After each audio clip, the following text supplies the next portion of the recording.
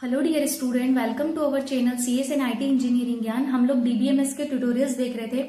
आज का जो हमारा टॉपिक रहेगा वो है टाइप्स ऑफ इंडेक्सिंग। इसके प्रीवियस लेक्चर में हमने देखा था व्हाट इज इंडेक्सिंग, इंडेक्सिंग क्या होती है, why we need indexing and how it is work with the help of example. तो वो लेक्चर बहुत ही इंपॉर्टेंट है, आप वो जरूर देखिए, क्योंकि इंडेक्सिंग को हम सेक्शंस में डिवाइड करके पढ़ रहे हैं ताकि लेक्चर लेंदी ना हो। तो ये इंडेक्सिंग का हमारा सेकंड पार्ट है जिसमें हम देख रहे हैं टाइप्स ऑफ इंडेक्सिंग। तो वीडियो को एंड तक जरूर देखना, मैं आपको सारे कॉन्सेप्ट क्लियर करूंगी with the help of example. मैं आपको थोड़ा सा रिकेप देती हूँ कि इंडेक्सिंग क्या होता है, हमने क्या देखा था। एक एग्जांपल लेते हैं कि इमेजिन करिए कि आपके पास एक लाइब्रेरी है जिसमें हजारों बुक्स रखी हुई है। अगर आपको एक स्पेसिफिक बुक ढूंढनी हो तो आप क्या करोगे? क्या आप एक एक सेल्फ चेक करेंगे या फिर इंडेक्स देखेंगे? लाइब्रेरी में इंडेक्स होता है जो बताता है कि कौन सी बुक किस सेल्फ और रो में रखी है।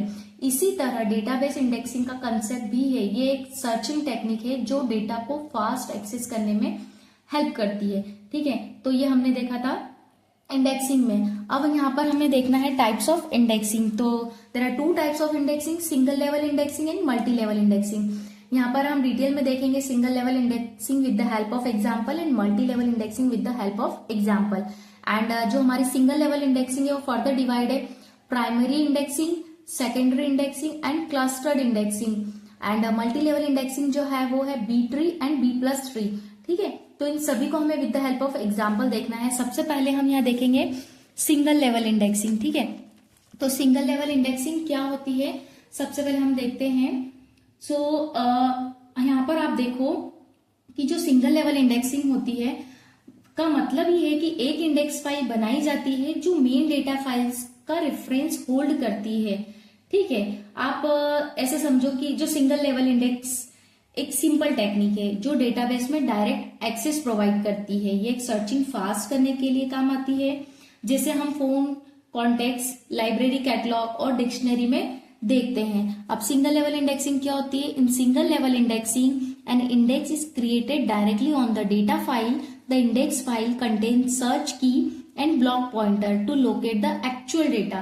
ठीक है, तो यहाँ पर समझो कि जो सिंगल लेवल इंडेक्सिंग एक सिंपल टेक्निक होती है जो डेटाबेस में डायरेक्ट एक्सेस प्रोवाइड करती है। ये सर्चिंग फास्ट करने के लिए काम आती है, जैसे हम फोन कॉन्टेक्ट्स, लाइब्रेरी कैटलॉग और डिक्शनरी में देखते हैं। ठीक है, तो ये कंसेप्ट किसका है? सिंगल लेवल इंडेक्सिंग का। यहाँ पर एक टेबल देखो आप, मेरे पास यहाँ पर मैंने एक टेबल ली है जिसमें मैंने लिया है रोल नंबर, नेम और मार्क्स। तो यहाँ अगर रोल नंबर का इंडेक्स बनाया जाए, यहाँ पर अगर रोल नंबर का इंडेक्स बनाया जाए तो सर्चिंग फास्ट हो जाएगी। सपोज करिए आपको चेतन का रिकॉर्ड देखना है, सपोज कि इसमें से आपको चेतन का रिकॉर्ड देखना है, तो विदाउट इंडेक्सिंग आपको पूरी टेबल स्कैन करना पड़ेगी जो स्लो होगा। लेकिन इंडेक्स फाइल होने से आप डायरेक्टली चेतन का रिकॉर्ड लोकेट कर सकते हैं जिसमें उसके मार्क्स भी दिए होंगे। ठीक है, अब यहाँ पर आप देखो इसी एग्जाम्पल को, ठीक है, कैसे करेंगे हम यहाँ पर। अब यहाँ पर हमने क्या किया है कि इसी की जो टेबल है इसमें आप देखो प्राइमरी इंडेक्स एक सिंगल लेवल इंडेक्स होता है जो प्राइमरी की के बेसिस पर बनता है। इसका मेन पर्पज सर्चिंग स्पीड को इंक्रीज करना होता है। ठीक है, अब यहाँ देखो now we create an index based on roll number. अब हम क्या करेंगे, यहाँ पर इंडेक्स क्रिएट करेंगे। हमने वहां क्या बोला था, अगर इंडेक्स क्रिएट होगा तो सर्चिंग फास्ट होगी, तो हमने यहाँ पर क्या किया, इंडेक्स क्रिएट करेंगे। ठीक है, रोल नंबर का मतलब प्राइमरी की, तो यहाँ पे सर्च की और ये हमारा ब्लॉक पॉइंटर। ठीक है, अब यहाँ पर देखो पहले इंडेक्स टेबल में रोल नंबर 103, पहले जो इंडेक्स टेबल इसमें हमें क्या करना पड़ेगा, 103 को सर्च करेंगे। ठीक है, उसके करस्पॉन्डिंग ब्लॉक पॉइंटर देखेंगे। ठीक है, उसके करस्पॉन्डिंग ब्लॉक पॉइंटर देखेंगे, फिर डायरेक्ट ब्लॉक 3 में जाके डेटा को एक्सेस कर लेंगे। फिर डायरेक्ट ब्लॉक पॉइंटर मतलब ब्लॉक 3 में जाकर डेटा को एक्सेस कर लेंगे। मैं आपको एक रियल लाइफ एग्जांपल देती हूँ सिंगल लेवल इंडेक्सिंग का। समझो कि आपके घर में एक एड्रेस बुक है जिसमें नाम के बेसिस पर लोगों के फोन नंबर्स लिखे हैं। अगर आपको राहुल का नंबर चाहिए तो आप क्या करोगे, डायरेक्टली आर सेक्शन ओपन करोगे, इंडेक्स का काम, या फिर राहुल का नाम सर्च करेंगे, उसके सामने लिखा नंबर डायरेक्ट एक्सेस कर लेंगे। तो यही कंसेप्ट प्राइमरी इंडेक्सिंग में भी यूज होता है जिसमें सर्चिंग फास्ट हो जाती है। ठीक है, अब आप यहाँ पर देखो मल्टी लेवल इंडेक्सिंग ठीक है। मल्टी लेवल इंडेक्सिंग क्या होती है, अगर डेटा बहुत ज्यादा बड़ा हो जाए, मिलियंस ऑफ रिकॉर्ड, तो सिंगल लेवल इंडेक्सिंग इनसफिशियंट हो जाती है, क्योंकि इंडेक्स फाइल भी बड़ी हो जाती है। इस प्रॉब्लम को सॉल्व करने के लिए मल्टी लेवल इंडेक्सिंग का यूज किया जाता है।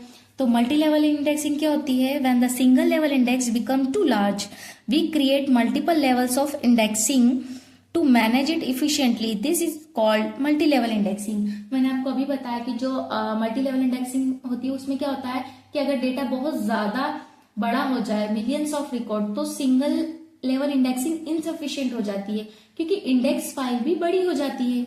इस प्रॉब्लम को सॉल्व करने के लिए मल्टी लेवल इंडेक्सिंग का यूज किया जाता है। ठीक है। अब इसके लिए भी मैं आपको एक एग्जाम्पल बताती हूँ। ठीक है, तो इसमें हम एक एग्जाम्पल देखते हैं। यहाँ पर हमने क्या किया है, एग्जाम्पल को कंसिडर किया कि स्टूडेंट टेबल है हमारे पास। अब हमने क्या किया, उस with student table with millions of record, a single level index would be use, we divide into 2 levels. जो स्टूडेंट टेबल हमने उसको डिवाइड किया 2 लेवल्स में, एक लेवल 1 है, एक लेवल 2 है। लेवल 1 में हमें मेन इंडेक्स है और लेवल 2 में सेकेंडरी इंडेक्स है। तो जो मेन इंडेक्स है ये लार्ज डेटा को ब्लॉक में डिवाइड करता है, ठीक है, और हर ब्लॉक एक सेकेंडरी इंडेक्स को पॉइंट करता है। लेवल 2 जो सेकेंडरी इंडेक्स है वो क्या करता है, ये एक्चुअल डेटा ब्लॉक को पॉइंट करता है। ठीक है। अब यहाँ पर क्या है कि हमें देखना है कि जो मल्टी लेवल इंडेक्सिंग है, ठीक है, कौन सी मल्टी लेवल इंडेक्सिंग, उसमें क्या होगा कि जो लेवल 1 है, मतलब जो इंडेक्स है वो सिर्फ मेजर ब्लॉक्स का इंडेक्स स्टोर करेगा। लेवल 2 क्या करेगा, उस ब्लॉक के अंदर का सब ब्लॉक्स का इंडेक्स स्टोर करेगा। Actual data block, final level पर एक्चुअल डेटा हमें मिलेगा। ठीक है। एक रियल लाइफ एग्जांपल देती हूँ। सोचिए एक डिक्शनरी में हर एक वर्ड को का इंडेक्स डायरेक्टली लिखा हो तो बहुत बड़ा इंडेक्स बन जाएगा। इसीलिए डिक्शनरी में A to Z के सेक्शन होते हैं, फिर उनके अंदर सब सेक्शन होते हैं। ठीक है। तो मल्टी लेवल इंडेक्सिंग भी इसी तरह काम करती है। ठीक है। आई होप आपको समझ में आया हो। अब हमें देखना है कि मल्टी लेवल इंडेक्सिंग कैसे काम करती है, हाउ इट इज वर्क। ठीक है, मल्टी लेवल इंडेक्सिंग कैसे काम करती है हम यहाँ पे समझते हैं। Suppose we search for roll number 103।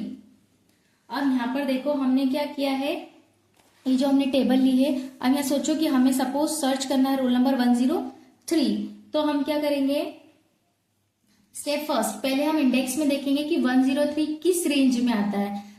हम क्या करेंगे, इंडेक्स में देखेंगे कि जो 103 है वो किस इंडेक्स में आता है। ठीक है। फिर हम क्या करेंगे, हमने स्टेप फर्स्ट क्या की कि पहले हमने मेन इंडेक्स में देखेंगे कि 103 किस रेंज में आता है। अब 103 है वो किस रेंज के बीच में आ रहा है, 101 से 200 की रेंज में आता है। इसका पॉइंटर इंडेक्स ब्लॉक ए को पॉइंट करेगा। किसको पॉइंट करेगा, ए को। आया समझ में। अब हमने मल्टी लेवल इंडेक्सिंग समझ ली, हमने उसे 2 लेवल्स में डिवाइड किया, लेवल 1 लेवल 2। लेवल 1 जो हमारा मेन इंडेक्स है, लेवल 2 जो हमारा वो सेकेंडरी इंडेक्स है। ठीक है।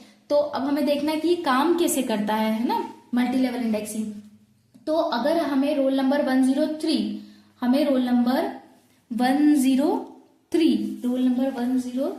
का डेटा चाहिए तो स्टेप्स कुछ किस तरह होगी। तो ठीक है, स्टेप कैसे होगी कि पहले हम जो हमारा मेन इंडेक्स है देखेंगे कि 103 किस रेंज में आता है। अब जैसे यहाँ 101 से 200 तक है, 201 से 300 तक है, 301 से 400 तक है। तो हमारा 103 किस रेंज में आ रहा है, 101 से 200 की रेंज में आ रहा है।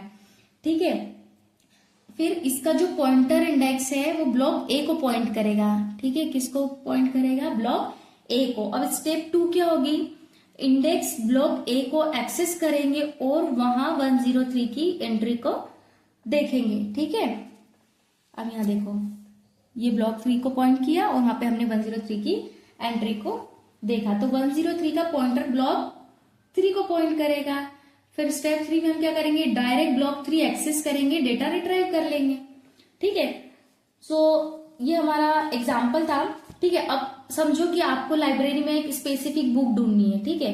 तो मेन इंडेक्स क्या होगा, आपको इसी एग्जाम्पल को मैं रियल लाइफ से कनेक्ट करती हूँ। मेन इंडेक्स क्या होगा, लाइब्रेरी में अलग अलग सेक्शन होंगे, लाइक 101 से 200, 201 से 300 बनाता है। सेकेंडरी इंडेक्स क्या होगा, एक सेक्शन में बुक रैक्स का लिस्ट होता है। ठीक है। डेटा ब्लॉक्स क्या होगा, एक रैक में एक्चुअल बुक्स होती है।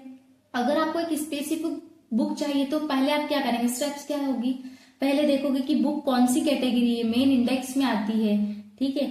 फिर उस कैटेगरी के अंदर स्पेसिफिक रेक मतलब सेकेंडरी इंडेक्स देखेंगे एंड देन फाइनली रेक में अपनी बुक एक्चुअल डेटा ले लेंगे। इसी तरह multi level indexing searching process को फास्ट और एफिशिएंट बनाती है। अगर आपको वीडियो पसंद आया है तो प्लीज वीडियो को लाइक शेयर करें एंड अगर आप मेरे चैनल पर नए हैं तो प्लीज चैनल को सब्सक्राइब करना ना भूलें। इसका जो नेक्स्ट पार्ट है हम लोग जो प्राइमरी इंडेक्सिंग सेकेंडरी इंडेक्सिंग ये हम नेक्स्ट लेक्चर में देखेंगे, क्योंकि अगर अभी मैं समझाऊंगी तो वीडियो बहुत बड़ा हो जाएगा। तो नेक्स्ट वीडियो के लिए रेडी रहिए। Happy learning student.